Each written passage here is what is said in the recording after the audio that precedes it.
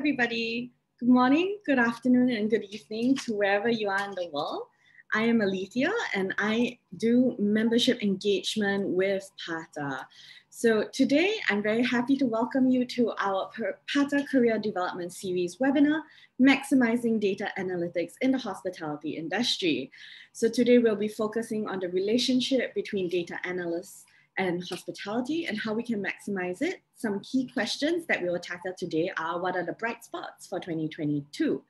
How are decisions being made based on data? How can understanding data and using it to tell a story help your career? And of course, what are the most pressing research opportunities that the hospitality industry is interested in? So we're going to do a deep dive into this relationship. And of course, we have our industry experts from STR and WorldHotels to join us today. But before I introduce our guest speakers, I do want to do some housekeeping announcements. Next slide, please. So if you have questions for our speakers, please use the Q&A function below to ask any questions to our speakers. And don't ask any questions in the chat function.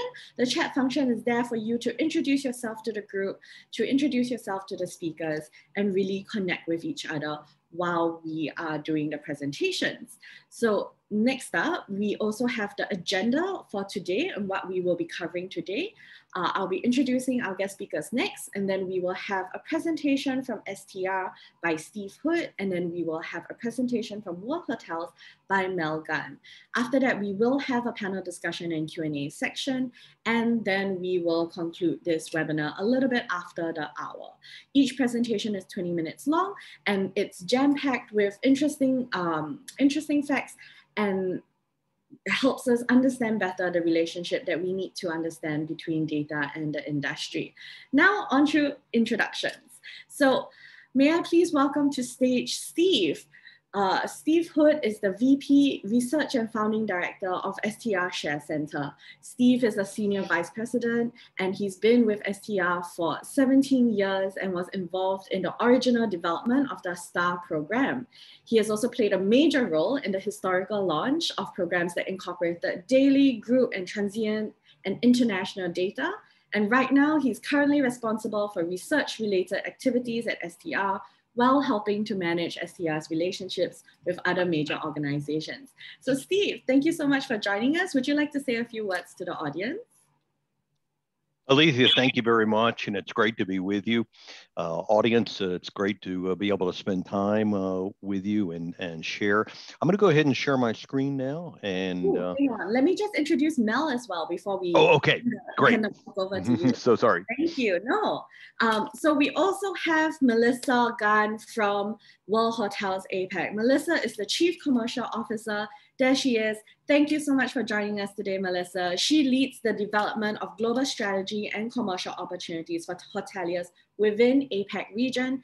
A 30-year veteran of the industry, Melissa's current role sees her engage regularly with hotel owners and operators on a range of topics, from acquisitions to asset management to budgeting and finance, revenue generation, and profit improvement. So Mel, thank you so much for joining us. Do you want to say a few words to the audience before we begin? Well, firstly, thanks for having me. And I do hope that today that everyone does actually take away something valuable from this. And I look forward to presenting some insights into data and how it responds or reacts with the hospitality industry in 20 minutes. Absolutely. Thank you so much for being with us. Steve, now, officially, I would like to hand the stage over to you, and you can kickstart with our presentation for us. Thank you so much. Yeah, got it. You're on mute. Please unmute.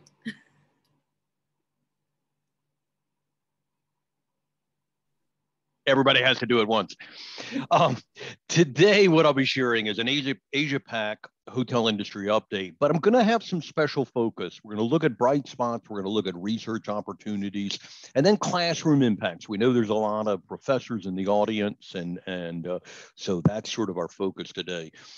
Thank you for the kind introduction. Senior Vice President of Research and Founding Director of the STR Share Center.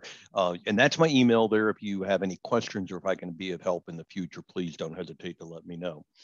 Most of you, I think, are familiar with STR. This is a quick overview in one slide of the company. We're typically recognized as the leader when it comes to hotel data and research. We get a huge amount of data, 73,000 hotels from 180 different countries, offices all over the world, and we're especially appreciate our relationship with PATA and our strong emphasis in all of AsiaPac. So let's jump into AsiaPac and let's do an update. I'm going to start here with a few sort of summary slides that sort of tie together the last couple years in 2020, 2021, what's happening. And as we come out of this, the complicated nature of the current recovery, this is so different than previous cycles. Nothing, and you hear people say that it's unprecedented, and it is. And I'll give you some examples here, the diversity, and I'll show you some slides on that. ADR is behaving very differently than it had in previous downturns and recoveries. Lots of different scenarios, and each country is different waves, restrictions, all very different throughout Asia-Pac. Some areas demonstrating slow, steady recovery. I'll show you examples of that, but Hong Kong would be a perfect example of that. A lot of city differences. And of course, the large urban markets have been really hard hit. The smaller cities and the rural areas have not been, though, or not comparatively. And a lot of changes in the way we measure performance. So in this next slide, I share some bright spots, and I'll show you examples of a lot of these. But a big misconception in 2020 started to creep in, and people felt like every hotel, every destination was just doing awful in the midst of COVID. And that was not the case. There were a lot of bright spots. And I summarized the bright spots on this slide by types of business. Obviously, there was a big emphasis on things like domestic travel, weekend getaways, small groups we started seeing come back in 2021. When it comes to types of hotels, not all hotels were created equal. And so there were many hotels that were actually doing well or relatively well in the midst of COVID. There were class differences, there were size differences, types of hotels, boutiques and lifestyle type hotels tended to cater to the weekend getaway domestic travel crowd. And then destinations, they weren't created equal as well. Destinations like Sanya did really, really well.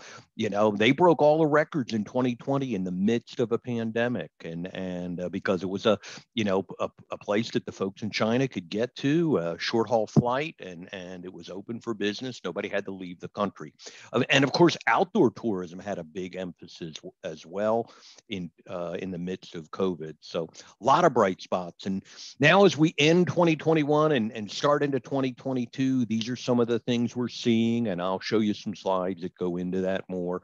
Strong summer season in 2021. And the good news was we didn't see drops afterwards like we did in 2020.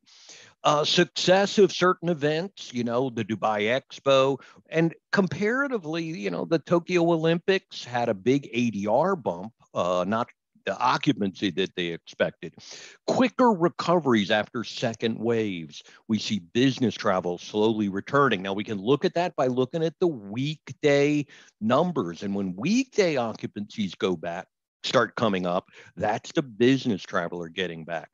We're starting to see urban markets increase. Bangkok's been a perfect example of that. And in November and December, we see, significant increases, and higher end hotels are beginning to catch up with the lower end hotels. And in the 2020, the lower end hotels tended to be recovering quicker. But by the end of 2021, we see the luxury and upper upscale hotels catching up. And also signs that group demand is returning. during the weekday. Now these are not the big meeting and events, but they're smaller groups, and you are seeing some of that during the weekday.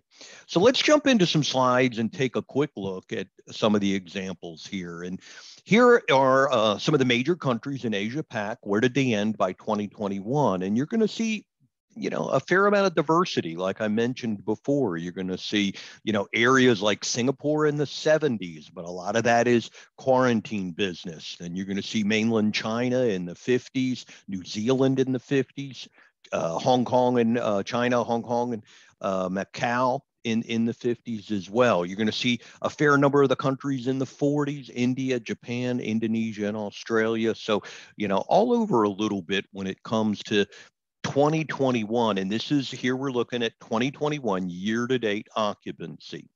Now, these numbers that you're looking at here are the actual occupancy. One thing we had to do in the midst of COVID is we had to change a significant way that we measure performance. Before, in 2019, 18, all the way back in history, we used percent changes, and percent changes were very valuable. They showed the number, whatever metric you were looking at this year compared to the same metric, same time period last year. That's a year-over-year growth, and if it went down, it would be a decrease. Now, the problem with COVID is because of the deep decreases, the percent changes were -50, -60, -70. And then, of course, the challenge in 21 is when they come back after being so low in 2020, then you had percent changes of like 100, 200, 300. I even saw an 800% change once. So what we started doing was indexing the data back to 2019. So the numbers you're looking here are occupancy numbers, but they're indexed back to 2019. Now, what we're doing is we're saying 2019 is like the baseline. That's the, in most every area, that's the highest number, the best year on record for the hotel industry. So what we're seeing here is how close is this number, and this is the full year 2021 number, how close is it back to the 2019 levels? So that's a different way we're measuring performance, and it's important to understand that, but it gives a clear picture of where we're at. If you look at mainland China, 83% of the way back to the 2019 levels. That's fairly good. China, Hong Kong, and Macau, 67% of the way back. Same with India, Indonesia, about the same. Australia, about the same. New Zealand, about the same. Now, Thailand, a little lower. Japan, a little lower. Singapore, a little higher, but again, that's that quarantine business that is a little deceptive. Let's look at the ADR numbers here, and these are index numbers as well. Now, one of the things that you'll notice, these numbers tend to be higher. And as I said, one of the very unique aspects of this particular downturn and recovery is ADR has recovered much quicker than occupancy. Look, you have numbers in the 90s, Australia in the 100, at 100, New Zealand, China in the 90s, many other areas in the 70s. Now notice Singapore very low. So that quarantine business is not making a whole lot of money. Again, a great important thing to be able to analyze that kind of thing. Has that been worth it or not? And critical questions, a lot of strategic decision type questions as we analyze this data. So anyway, ADR recovering much quicker. As I said, one of the big things one of the big issues with COVID is that the cities were really, really hard hit. Now, the good news here is as we end 2021, these cities are starting to bounce back, and we see, in the colors here, we differentiate the colors. Under 25 is red, over 50 is green, and in between is yellow. And this is actual occupancy for the full year 2021. Now, notice there are a fair number of cities in green at this point. Now, that's not anywhere near where they used to be in 2019, but the good news is they are above 50%. And so you have many of these cities, above in green, above 50%. Now, unfortunately, you have two that are below 25, Bangkok lagging a little bit and KL lagging a little bit. But the good news is both of those are starting to show increases at the end of 2021. So if you look at just October, November, December data for KL and Bangkok, you're going to see, hey, they're climbing up. Keep in mind, these are full year averages. And then a fair number of cities in between, New Delhi, Jakarta, and Tokyo sort of in between. So cities are beginning to show some signs of recovery. Now, this is a full 2-year history, and this line graph shows all the various countries in Asia-Pac. And the biggest takeaway from this is what? Look at the diversity. I mean, these countries are all over the map. This looks like spaghetti, doesn't it? Nobody could actually tell much from that. I mean, you can see China is the black line. It goes down first in February and then sort of recovered pretty gradually. You do see Singapore, the yellow line near the top here. And again, that's quarantine business. They're at the bottom of the ADR graph. But look at the ones at the bottom, the light green and the light blue lines that you see at the bottom, Thailand and Vietnam, heavily dependent upon international travel, really, really hurting at the bottom there. So all over the map, a lot of diversity, a lot of different stories going on. You see Australia, New Zealand sort of in the middle, India sort of in the middle, Indonesia is in the middle as well. You'll see a close-up of that in a minute. In terms of ADR, a little less diversity, but notice here, by the time we're finished 2021, the ranges, and this is an index number, the ranges are of occupancy are between 23 to 85% of the way back to 2019 levels. So some of these countries still have a long way to go. Recovery is very, very complicated, especially in Asia-Pac. Now, if you look at ADRs, some diversity here, but if you look at where they're ending, they're ahead of the occupancy. Here, the range is between 123 and 62. So many countries are above 2019 levels. Now, if they're above 2019 levels, and the 2019 was the prior record, they're in record territory. So that is not uncommon around the world. Some areas are in record territory in the ADR department, not in the occupancy department yet. And of course, one of the big stories is the domestic demand versus international demand. And you see that especially in Asia-Pac, and you see a couple popular destinations. Of course, the domestic destinations like Sanya and Gold Coast, those are ones that were able to benefit from either drive to or short haul flights. Those are above the curve. Those are performing much better than places like Bali and Phuket that were, there's just no international flights coming and really negatively impacted. So definitely one of the big stories. In terms of ASEAN, here are the ASEAN countries. And what you do see by the end of 2021, many of these countries are, as I said, are starting to come back. You see Indonesia, great summer months in August coming back. And then, in Malaysia and then Thailand, you start seeing some of these things going up. Vietnam, not quite yet, but Philippines, a lot of the Philippines has been quarantine business similar to Singapore. So you do see some of these countries gradually catching up.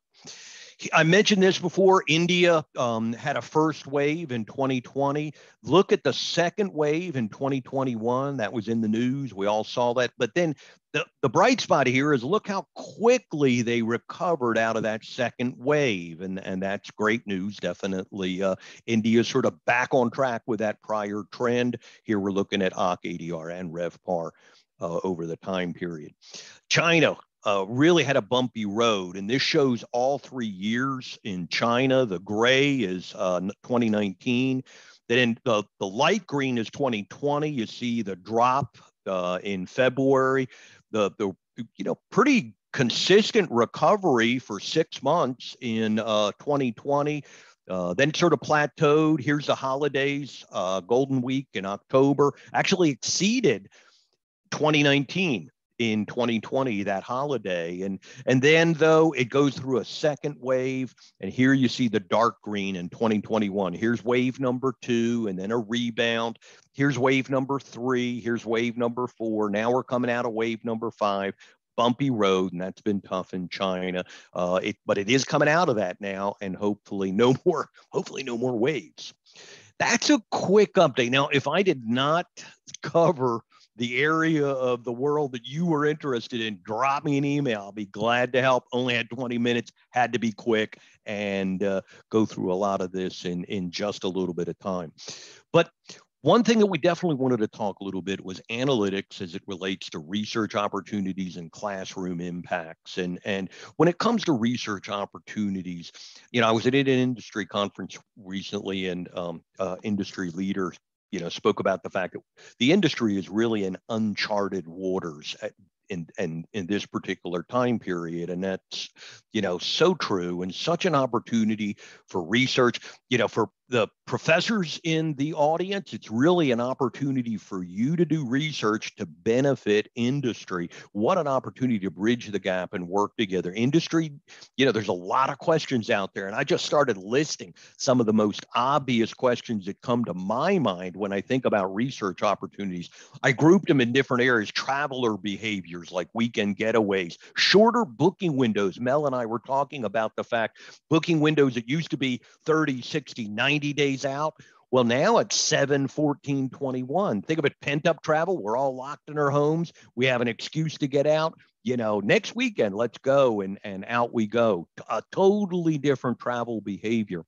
Destinations not being created equal. I mentioned that. But, think about it.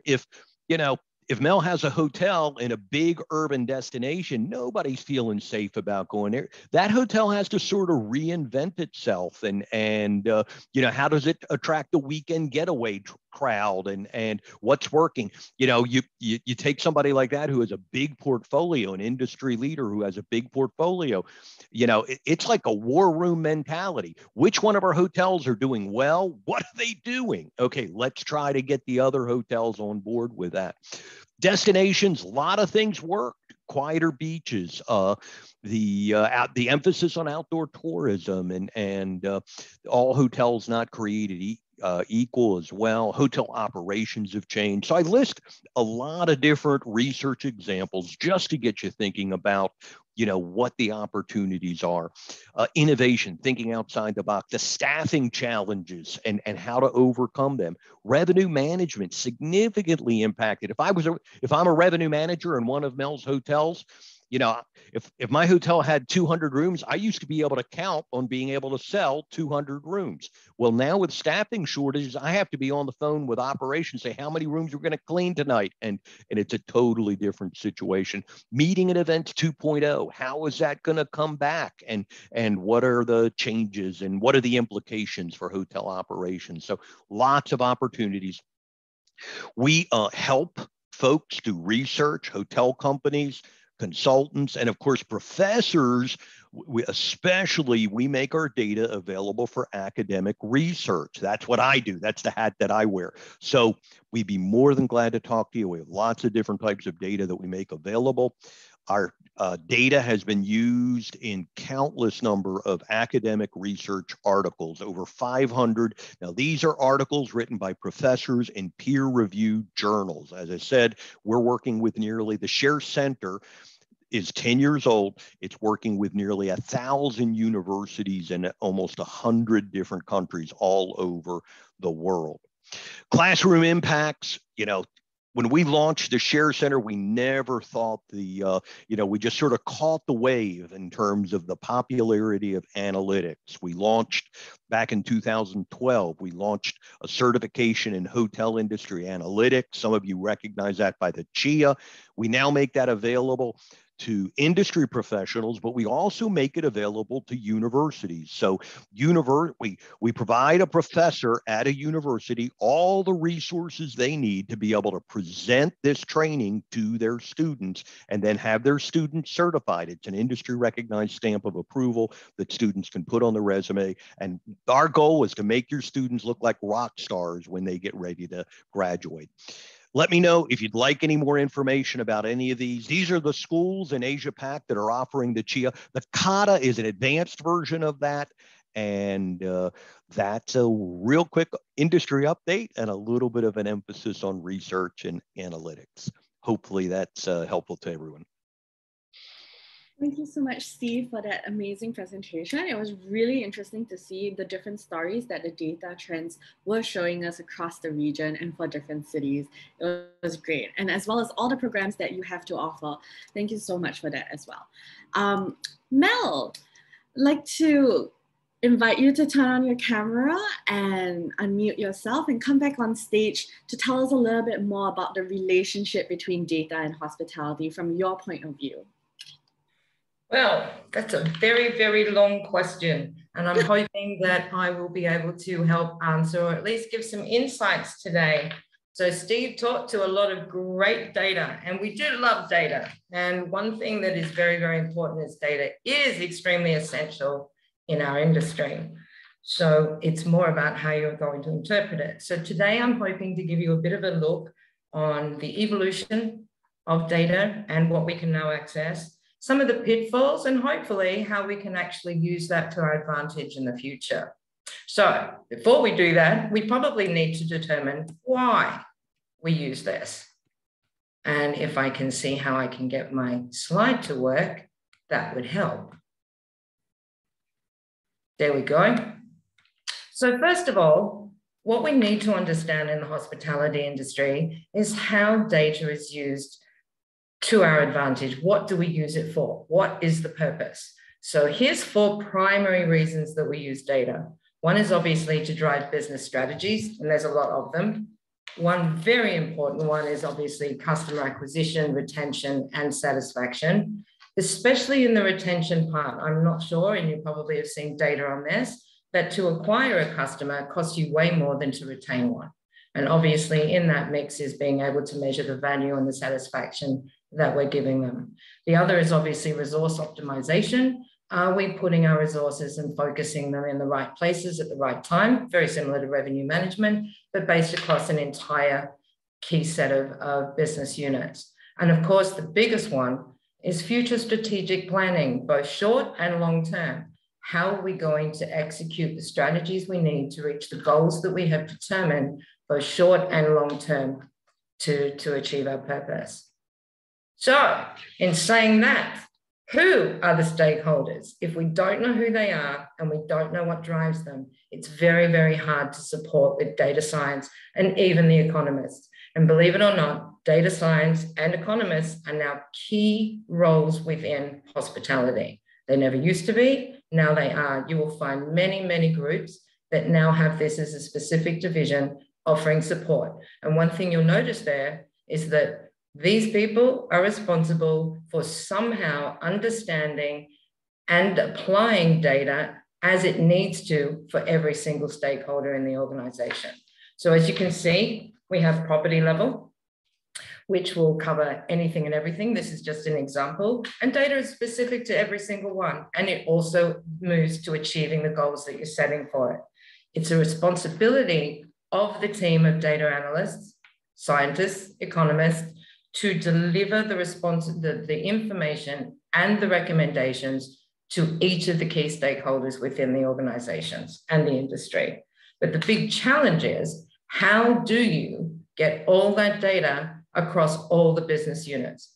They tend to be very siloed, but it's someone's responsibility to make sure that all the puzzle pieces understand how they all fit and how you're going to use and determine that information to better the goals that you're setting for yourself. And each one of those has many, many subsets. And I'm sure, as you can see, we could actually break out management into many different layers, sales into many different layers, marketing into different layers, even into talent and career development. Very, very important. So everyone is involved, whether they realize it or not. But we could even boil it down to one specific thing, or 2 specific things.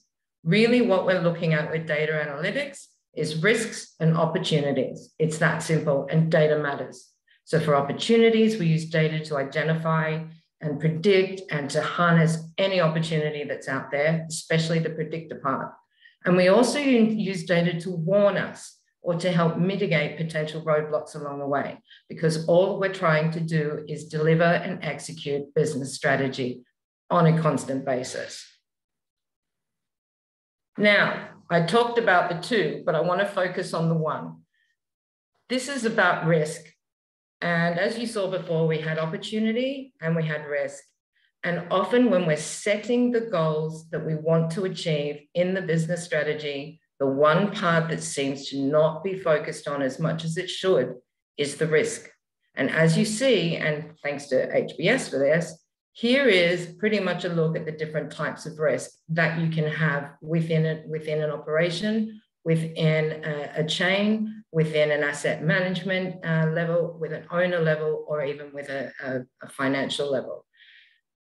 Most of it, probably, if I want to define it, would end up for us being within the operations risk, the competitive risk, and of course the franchise risk.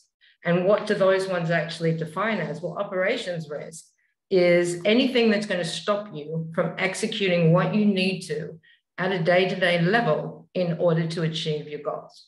So I'll give you an example of that. And I was talking about this recently where, and Steve alluded to it as well, where we noticed in a couple of our hotels that we had a 45% pickup within 24 hours of arrival. So we had to determine whether or not we were going to be able to deliver on the expectations and on the operations in order to achieve what we would need to achieve. So unfortunately, with such a quick pace that we ended up having within 24 hours, we had to shut down, pains my heart, we had to shut down inventory because we weren't going to be able to service it. We had an operational risk to supply. We had an operational risk to service. We had an operational risk to restaurants. Everything was at risk. And that in turn was going to give us a franchise risk, because franchise risk is defined as anything that is going to damage your reputation or a headline risk. And that can happen. So those two were very, very important. And we had to make that decision to make 65% occupancy our new 100. Now, in saying that, you can imagine going through COVID, that was a hard thing to do, knowing that we only had glimmers of opportunity to make hay while the sun shines. So understanding and preparing and factoring risk and knowing what that risk is going to help you. Competitive risk is more about what is going to hinder you in your ability to deliver and create value to your customers, to whatever it is, your stakeholders, your shareholders. It could be anything, but is there a risk to being able to create value and to be able to differentiate yourself? And therefore, you can see that operational risk, competitive risk, and risk to franchise are very key no matter what role you have, no matter where you fit in the stakeholder trees, and your ability to execute the plans that you have developed, that you've all agreed on, and that you need to work towards. So, just a word here. This is what we use in order to ensure that we stay on goal, and that each goal and each piece in the puzzle is analyzed properly, because it is very, very, very easy to go down a rabbit hole. I'll give you an example. When was the last time you Googled something specific? And by the time you finish what you started, you realize how far you digressed from where you had initially wanted to research. So it's very easy to get caught up in, oh, this one leads over here, or this was going to lead you this way. Stay on goal, stay on the focus. In the end, as you can see, I've created more like a structure of a beehive. Each individual goal will be able to intersect and join to create a much bigger hive, where the main primary goal within that hive is to achieve and execute the business. So each single time that you are going to do an analytic project, this is the type of structure you should put into what you're determining so that you can always stay focused on what it is you're trying to achieve. And you may soon determine from that that maybe you do need to divert slightly and regroup and start again based on what you're seeing. And process and data cleaning is one of the most essential. If you don't have good quality data that you can rely on, you are never going to get the results or recommendations that you're really looking for. So this was just a little idea of the process that we go through no matter the goal. And there could be 12 of these, all linked together, intertwined, just to cover one objective that we need to do. Here's a little bit on the architecture as it pertains to hotels. Now, we're very, very lucky in the evolution of data analysis in that we're now mostly all connected. A lot of this was extracted via offline information that would then be spreadsheeted or put into working models to see how it would all come up. That doesn't help you when you see how fast the world is moving now and how real time is essential in being able to impact, affect, change course if you need to, and stay on point with what you need to do. A lot of what we see is internal data is extremely important, and making sure that your property management systems, that your customer relationship management systems are clean, that everything you have in there is qualified and quantifiable information that you want. You also see that third parties can now be connected in another way so that we can actually see, feel, and learn very quickly from what it is that we want to extract and the data sets that we'd like to review. And you can see that we do include, obviously, social media. What has been fantastic in the world, if I want to put it in a positive way, is the last 2 years uptake in online movements, in what people are doing with their devices. Obviously, we were forced into a position where we needed to, but that has now become habit. So the ability to grab better data, real-time data in a shorter period of time and react to it more quickly is absolutely brilliant right now. And you might wonder why I have airlines there, because they do actually hold a very, very big part of the puzzle as well in certain data sets that you're looking for. And we can go into those at another time. And you just think of it this way. What if you're a new build? What if you're an emerging destination? And what if you're an airport hotel relying on this business? What you're getting from airlines is very, very important. So all of this, we would probably call the new term, which is big data. But before we do, I just wanted to show you some of the partners that we actually do have in big data. So this is only a little snippet of the things that you can access out there. Some of it is connected already seamlessly through interface to your systems, and some of it you can actually go and seek differently. So I do know that in many of our hotels, thanks Steve, we actually have STR is actually being interfaced so that we're getting true and current understanding of what's going on. But you'll find that there's, interestingly there, I have windy.com, which is weather. And believe it or not, weather events and weather itself is something that requires management. But all in all, there is certainly ways that you can seek third-party data to help support you in what you're trying to achieve in your data analytic model. So big data, it's a new world and we love it. But here's just how big it's going to get. So I didn't even know there was a zettabyte, but there is. And that's a lot of information that we're going to start capturing over time, or we are capturing now in real time. But what is it that you need from it, and what is it that you're going to do with it as you're moving forward when you're studying? So what we need to do is break down what we see as the key reasons why we would review, especially in my role, what we would review as key areas of opportunity with big data. Here's some of the key benefits of the big data that we have.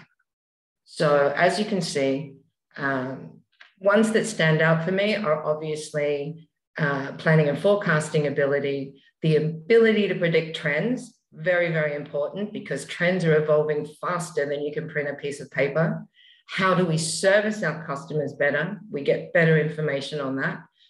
How do we segment our customers even better and in different ways than we did before? Because obviously moving forward, personalization is a key goal.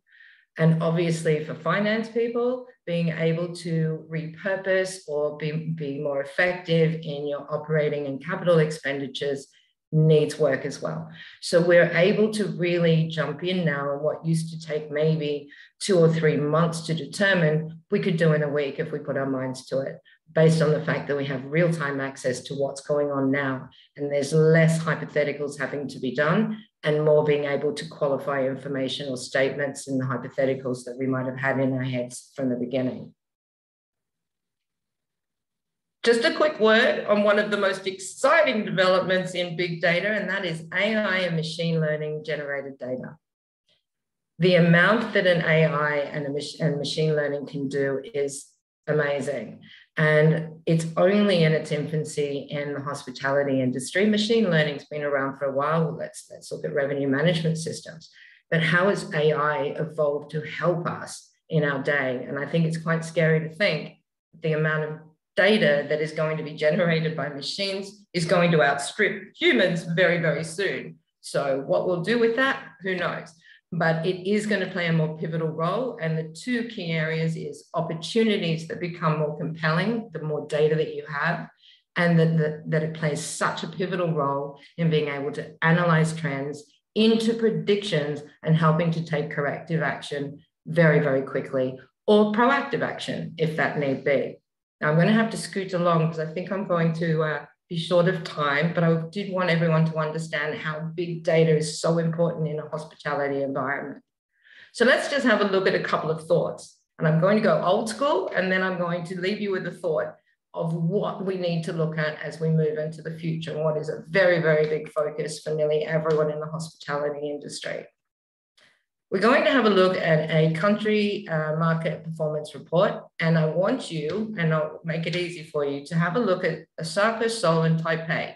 And we're going to look at this from each of the key stakeholders and what it means to them. So what do we think? And just pick one of these. And when we have a look at this data set, think about the type of questions or the type of reaction that you may or you may not get within each of the stakeholder groups. So just pick one and just think for yourself. Here's some data. Thank you, Steve. And it's showing a performance report for a year comparable to the year before for Asia Pacific markets. And as you can see, I've highlighted 3 there. And in looking at those, they can be interpreted three in different ways. So let's have a look at Osaka first. This is telling me that Osaka grew its occupancy by only about 1% year on year, but had an extreme drop in ADR and RevPAR, yet it grew its occupancy marginally. Now, 2 questions there as well. If it only grew by 1%, but then I go to the left-hand column and have a look at the fact that the entire city bore a 90% occupancy, that means that out of 365 days in a year, there was less than 37 days that weren't at 100% in the entire city in 1 year. So therefore, that tells me that there's not much more room to grow occupancy there. So from a stakeholder perspective, I may be looking at the fact that I might, from a chain perspective stakeholder, I might be looking at the fact that I might actually need to put a bigger footprint in Osaka. What business am I now displacing because we're at 100% all the time? Great position to be in. Or are we taking the right business? Do we need to shift our market segmentation around, or are we still doing things the same way? But the concern with that would be is what happened to ADR and what happened to RevPAR, because they both should have at least stayed stable or grown. Did we do something wrong in the market? Now, I would have to look at that against my hotel's performance there and see how we compared. But all in all, Osaka is telling a great story. Now, Seoul, what can we say about Seoul? That was a very, very surprising result at the end of that year. A 10% drop in RevPAR versus year on year, 2.5 in ADR, and almost 8% in occupancy for the entire city. That leads me to believe that something happened. So therefore, if I was a financial institution, maybe they're going to come and say, this is not a viable investment anymore. And they would then go to the asset managers and say something. And then you would have owners going to hotel chains or directly to property to say, what is going on and why aren't you performing? Especially if the property itself was underperforming to the benchmark here. Then you look at Taipei, it dropped almost 1% in occupancy, but it did the reverse of Osaka. It grew its rate and it grew its RevPAR. Why? Should we start scrambling for information? Should we be looking at what this means? Should we be taking it further, or should we rely on the one data set to tell the story? So I'm just going to show you, based on that, this is some of the questions that might be asked, and we've just gone through a few of them. Costs and expenses from a hotel level. Did they rise in line or drop in line with what was going on, or did they stay the same? That is something that needs to be looked at, because if the occupancy in business went down, you would expect the rest to go down. That would have to be reviewed. Then you would need to look at your energy costs, your supply chain. You're looking at your talent. Every single area would be looked at based on something like that report. But is it enough information? So let's have a look at that report again. Now, do you see the big arrow at the top? Now we've gone into what we call local currency, and it's telling a different story. What we can see is Osaka, yes, it's still a critical mass for the city, but the impact to ADR and RevPAR was a lot lower when you put it into local currency. So is it something to be concerned about at the moment? Yes or no? Probably not, because it's such a minor change and it was a currency impact. Seoul, on the other hand, looked worse in local currency. And why did that happen? So you would now want to take that one deeper to determine what's going on in the city. Was it political? And that's a hint. Yes, it was. But there was something that went on. How did the hotels then react to what was happening and try and mitigate any potential losses or risk to performance and to their business strategy? Same with owners, same with the asset managers.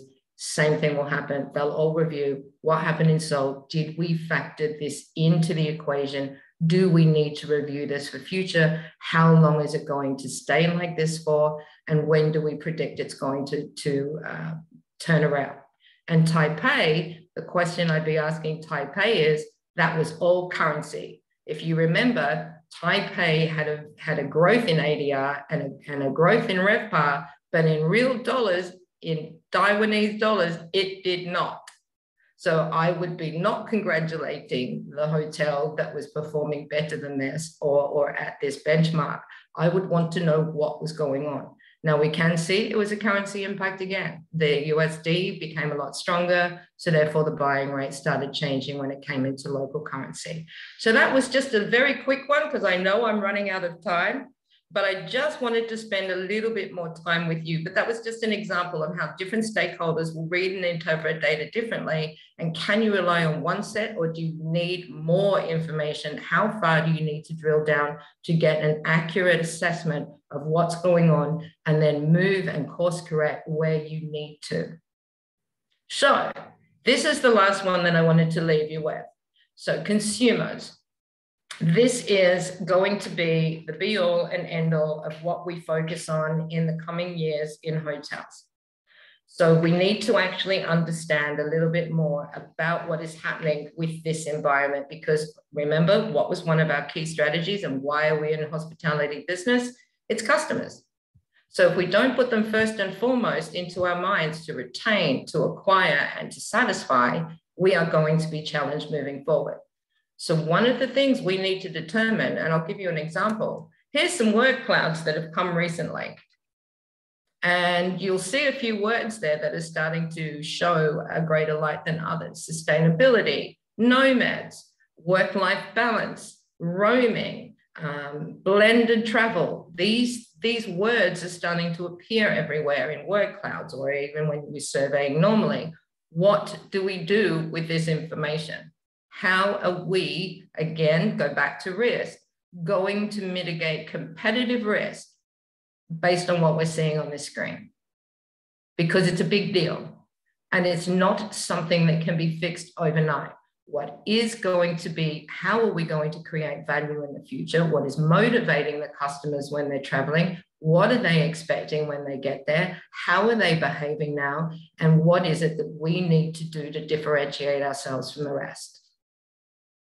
So, questions to ask yourself when you're looking at things like this is, what data sets are you going to select? What science are you going to apply to it? What parts of the puzzle and the information and big data are you going to look at? And how can AI and machine learning help you identify data sets you hadn't thought of? The biggest thing that I love about AI and machine learning is we only know what we know. So we only know to ask questions based on what we know. So an AI component and machine learning can help identify questions and data that you haven't thought of, because you don't know what you don't know. And you should always understand that you will never know everything. But being able to find and access data and create data sets based on suggestions and recommendations of a brain that's going to work many, many times faster than you ever will, and predict things that you never thought were going to happen, and be able to lay that up to help you plan moving forward. That's the most essential part. So if we were to throw that into a model, what is driving the new customer demands? What is it that they're looking for? What is it that we need to determine? What is it that we're going to do? And how can we do from this analysis, turn that into a strategy that is going to take us a lot further? So from a research perspective, the focus of the future in the next year, 2, 5 years, 10 years is the complete customer journey. It's not only about how you're acquiring your business, it's how do you optimize the journey online to create a better conversion, let's say. How do you deliver the expectations and the new demands that customers have or guests have when they're coming to stay and when they're going on their journeys? Let's have a look at nomads. If we have all these people that are now so accustomed to working from different places and can work, do we have the right value proposition for that group? They're going to stay longer. Do we have the right proposition to manage those clients when they want to come in, work from their new place of their new destination of choice, and be able to create a great experience for them when they do so? And there's plenty that have already started. So if I was to look at what was going to be researched under the guise of complete customer journey, which is going to have a lot of different beehive construction cells, one of them would be optimizing the online journey, because it is all online now. Everything is online, to create a better conversion. And how are we going to retain our clients, satisfy them, and potentially acquire new ones? All of that are going to form part of this new hive. So if you were to look at anything, one of the questions I would ask is, how are we going to use big data and everything that we know to optimize the customer's journey in the future? That's really where it's at. So here is where we would do it, all focused around customer acquisition, retention, and satisfaction, where we are today, where we need to be in 5 years, but what are going to be, what is the priority of goals? Where are they going to lie in the plan? And how are we going to execute them, create and execute these? Some are going to require funding. Just think, by year 5, we may have to totally rework how we would renovate a property. And when you're about to invest millions of dollars in that, and it needs to last you another 7 years, what needs to be factored into even a renovation of a hotel? What products are we going to offer? What is the value proposition we're going to do? What can go first? What can go second? Where do we need to be in year 5? So on that note, I leave you with just a few little subtle hints on what we tried to discuss today. And that is, know who your key stakeholders are and what drives them. Know who your subsets are and what motivates them. Know what data is key to achieving goals and objectives in every single layer, and also know what those goals and objectives are would help. Develop your strategies by your individual objectives and stay focused. Understand the risks and plan for any deviations. Understand how big data is going to drive the metrics in the future, and understand how augmented analytics is going to support you to uncover hidden patterns, predict events, or even warn of potential dangers in your path. And whatever you do, review and course correct as often as you need, because everything evolves as fast as you can write. So I think I went really, really over time, and I am so sorry to everybody, but I am a bit passionate about all of this. And I think that analytics is amazing, and what you can learn out there is fabulous. So all I'll say to you is embrace and enjoy the wonders. I'm done now. So sorry. Thank you so much, Mel. I think I can really see the passion coming through. Thank you so much for this excellent presentation that really paints an in-depth photo of that relationship. It was so great to hear you talk about all the different ways, and especially when you showed us the data and how you would tell a story from that. That was really, really cool for us. Thank you, Steve, for coming back on stage. Let's start with our truncated panel discussion and Q&A session. And of course, to our audience, if you have any questions for Mel and Steve, please feel free to ask it in the Q&A box below. So I am going to kickstart our panel discussion. Sorry, could we go back one slide, please? So I'm going to kickstart a panel discussion with a question of my own. And this goes to both Mel and Steve, and maybe Steve, you could answer first and then Mel. And the question really is, for both of you, the fact that you handle so much data, whether it's big data, whether it's transient data, international data, across so many different touch points as well, what are some metrics or some data sets that you wish you had more data on? What's something that's already currently lacking in your arsenal and you wish this is a challenge to get data on and you wish you had more data on? Steve, would you like to answer first and then maybe Mel? Yes, I would be glad to. Probably one of the most exciting data sets that we're just, we've been collecting it for about 2 years now at STR, but it's still growing, is the forward-looking data. Now, forward-looking data, if you think about almost all the data that I shared was historic. So that's basically looking at what took place back in time. The forward-looking data is called Forward Star. That's a new program. And that's where we're collecting reservation data. In other words, business on the books. That's looking ahead. And for hotels, we collect that at 2 different time periods. On a monthly basis, we collect your reservation data for 365 days out into the future.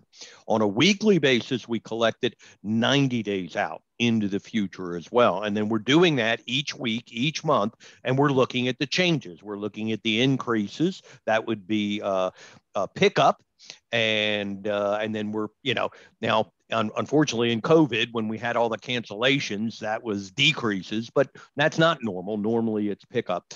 The cool thing about the forward-looking data is you then get to look out, you get to see, what the reservation data is 90 days out at one of Mel's hotels. She can compare it to what it was last year this time, and then see what the occupancy it turned out to be last year, and then based upon that predict, hey, our reservation data now is ahead of where it was last year, so we would expect that the occupancy would be ahead as well. Valuable type of data. We have that for the major markets. We're expanding now more into the US. We actually launched it in Europe and Asia, and now we're expanding it in Americas, but that's valuable stuff.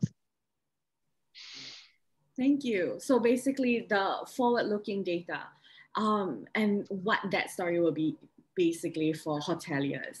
Mel, how about you? What metrics do you wish you had more of? All of it. No, I'm joking. You told us to stay focused, stay focused. Very good. To Steve's point, it's funny, I'm actually talking to your team, Steve, about the future reports. I think one thing that we've always lacked in hotels, in hospitality, is the ability to benchmark pace. We've been able to do it to a short degree, a small degree, but it's based more on 1 or 2 segments rather than total inventory benchmarking.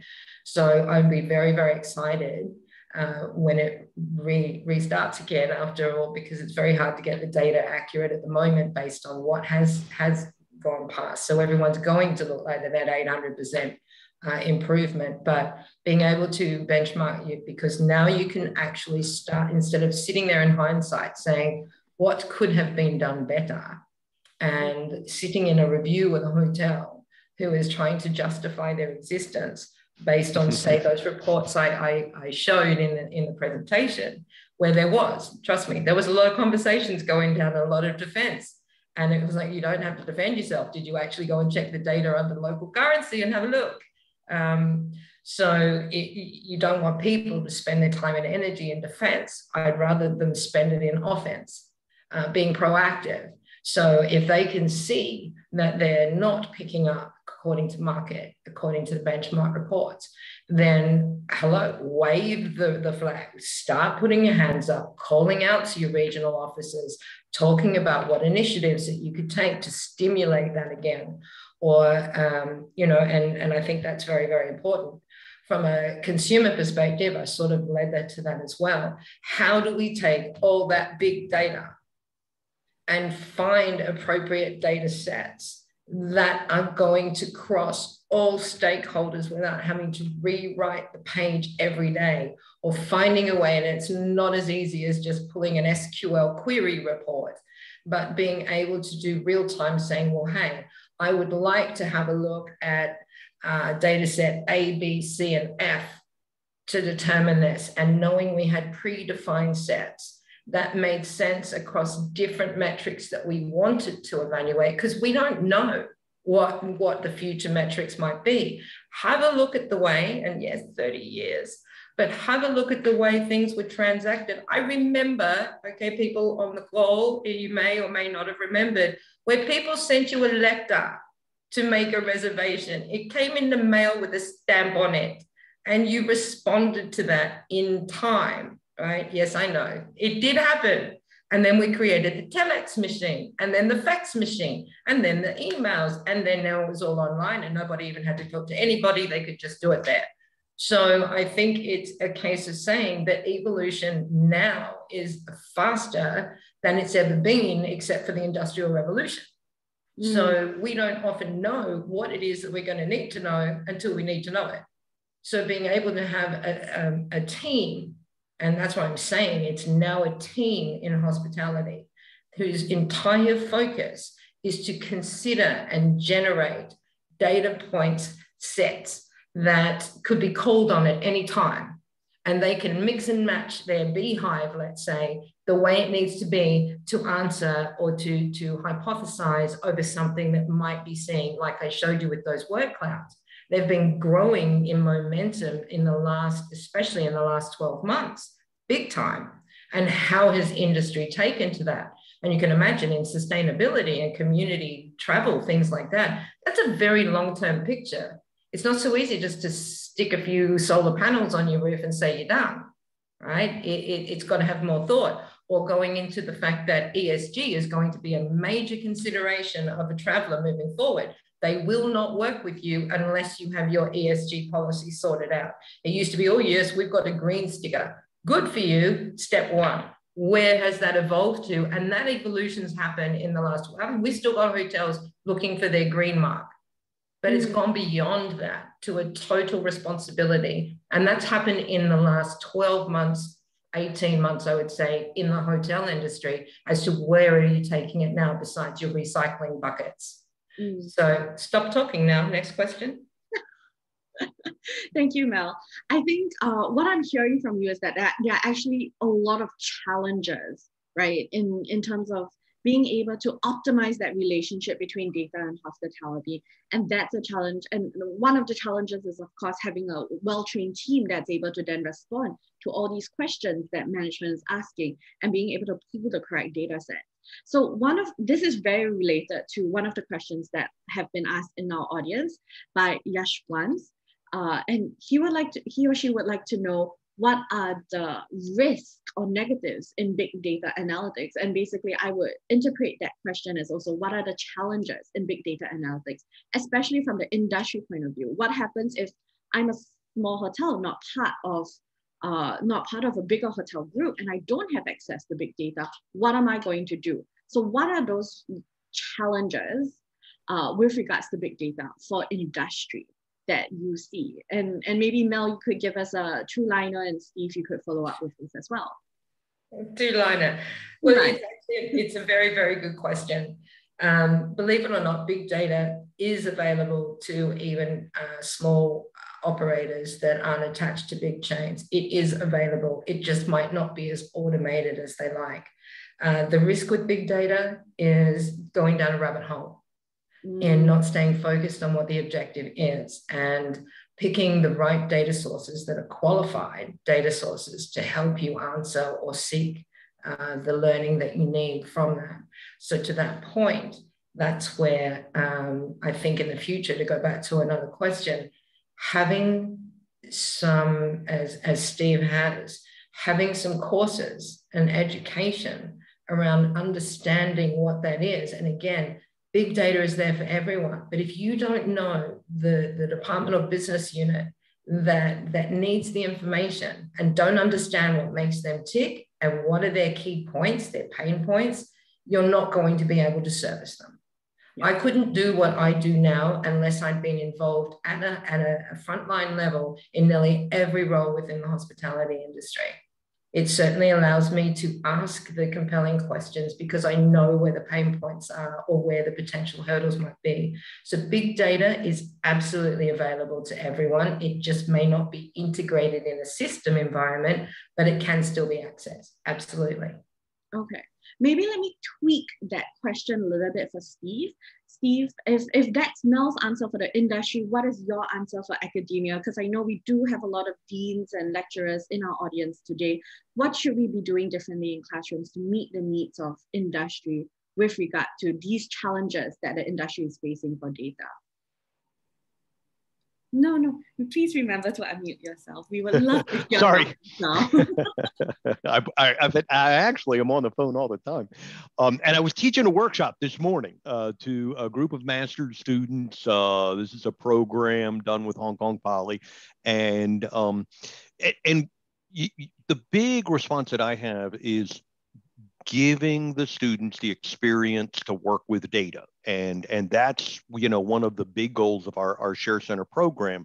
Our training gives them experience. And in the workshop I was doing this morning, they were looking at 2021 data, and it was percent changes. And, some of the percent changes were very, very large, and I had to explain to them and help them understand that this was related to 2020 data where the numbers were really low.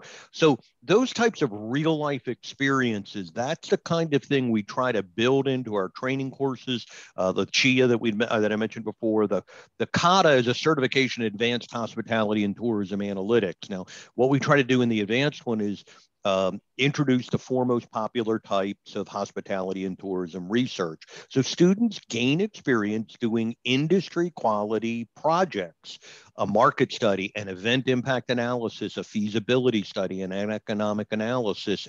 And they learn the data. We provide all the components. We provide templates for them to use for their project in the class, but then they can take them to work. When they go work for Mel, they walk in the door with a template. So the next time she needs an event impact analysis, they can raise their hand and say, hey, I learned how to do that. I can jump off and study, what's going on in Osaka or what's going on in a place that she may have experience. These kids look incredible when they interview. The kid, you open up your laptop and say, here's the project I did, last semester at Anglis or wherever it was, and they look like rock stars. Interviewers are not used to seeing that. Mel, how many students do you have walking in the door with that type of experience and those credentials? They get jobs, and they really stand out. Yeah, Mel. would you hire someone, like what are you looking for in fresh graduates with regards to their data analysis skills? Ultimately, yes, what Steve was talking about is this is a new, relatively new and evolving, I guess, resource in hotels specifically. So we either need to start from scratch and groom people in, which is absolutely fine. But we also need to find those that have some experience, that have actually done case studies, that understand the jargon. Hospitality has some of the most phenomenal jargon of any industry. And there are more acronyms than there are letters in the alphabet. But at the same time, and so do we want to spend time doing that, or do we want to spend time actually getting down to the nuts and bolts of formatting what we need and how we're going to need it to support us in the future? And having those that are already off the mark as soon as they graduate are going to find that they are extremely in high demand in the industry.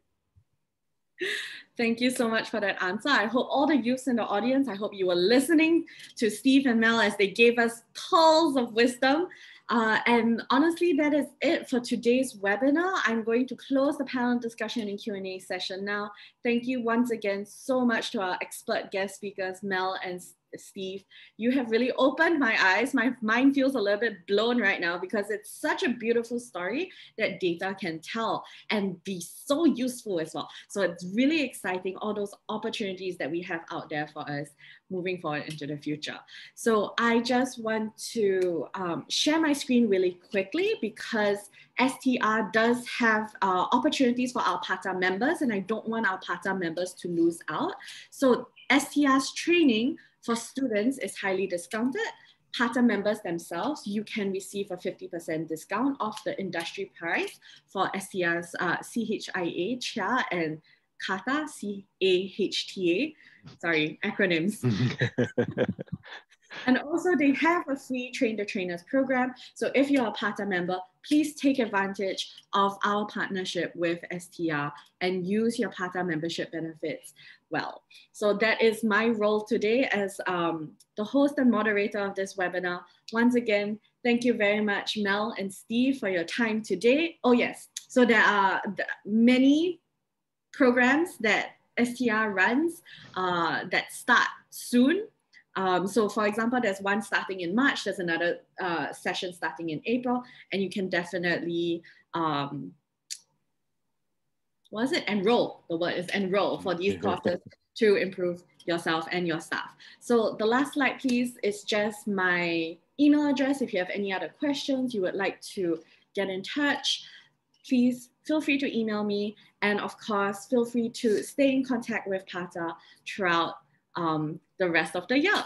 So that is it from me today and from our webinar today. Thank you everyone for joining us, for being a captive audience. We will definitely see each other again soon, whether it's online or in person. And ladies and gentlemen, that's it for today. Thank you very much.